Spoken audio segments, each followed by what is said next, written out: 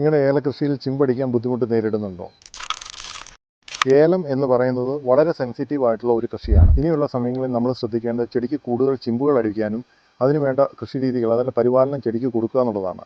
കൂടുതൽ importance vegetative ഗ്രോത്തിന് കൊടുത്താൽ മാത്രമേ അടുത്ത സീസൺ നമുക്ക് അനുഗ്രഹീതമാവുള്ളൂ. അങ്ങനെ ഒരു രീതിയിലേക്ക് നമ്മൾ ചെടിയെ കൊണ്ടുവരണമെങ്കിൽ നമ്മൾ ശ്രദ്ധിക്കേണ്ടത് ചെടിയുടെ സ്ട്രെസ് കുറയ്ക്കുക എന്നുള്ളതാണ്. ഈ സമയങ്ങളിൽ നമുക്ക് ഉപയോഗിക്കാൻ പറ്റിയ ഒരു പ്രോഡക്റ്റാണ് PLTയുടെ മാക്സ്ട്രോൺ ജെൽ.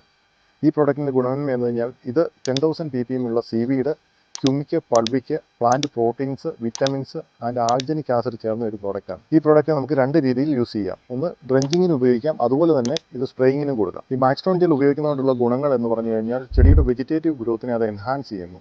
ചെടിയുടെ root formation and root system അത് നല്ല രീതിയിൽ ഡെവലപ്പ് ചെയ്യാൻ ചെടിയെ സഹായിക്കുന്നു.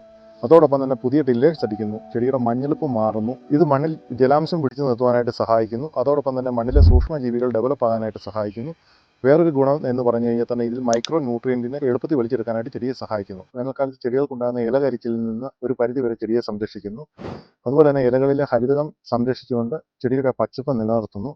പിന്നെയുള്ളത് ജലാംശം ചൂടിൽ മണ്ണിൽ പിടിച്ചു നിർത്തുന്നതുകൊണ്ട് പുതിയ വേരടിച്ചു വരുന്നത് കരിവൽ ഉണ്ടാകാതെ ചെടിയെ മഞ്ഞളിപ്പിൽ നിന്നും സംരക്ഷിക്കുന്നു. കാലാവസ്ഥ വ്യതിയാനം മൂലമുണ്ടാകുന്ന സ്ട്രെസ് കൊണ്ട് ഉണ്ടാകുന്ന ചെടിയുടെ മുരടിപ്പിനെ ഇതൊരു പരിധിവരെ സംരക്ഷിച്ചു നിർത്തുന്നു. നമ്മൾ സ്പ്രേയിങ് പോകുമ്പോൾ ഇതൊരു 200 ഗ്രാം 200 ലിറ്റർ വെള്ളത്തിന് എന്നുള്ള കണ്ടീഷനിൽ നമുക്ക് ഇത് സ്പ്രേയിങ് കൊടുക്കാം. ഇത് പെസ്റ്റിസൈഡിലൂടെ അപ്ലൈ ചെയ്യാം. അതോടൊപ്പം തന്നെ മൈക്രോ ന്യൂട്രിയൻറ്റ് കൊടുക്കുന്നതോടെ ഇത് അപ്ലൈ ചെയ്യാം.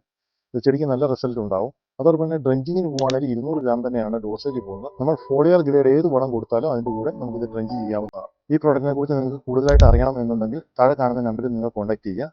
ഇല്ല എന്നുണ്ടെങ്കിൽ കമൻറ്റിൽ മാക്സ്ട്രോൺ ജെൽ എന്ന് കമൻറ്റ് ചെയ്യുക.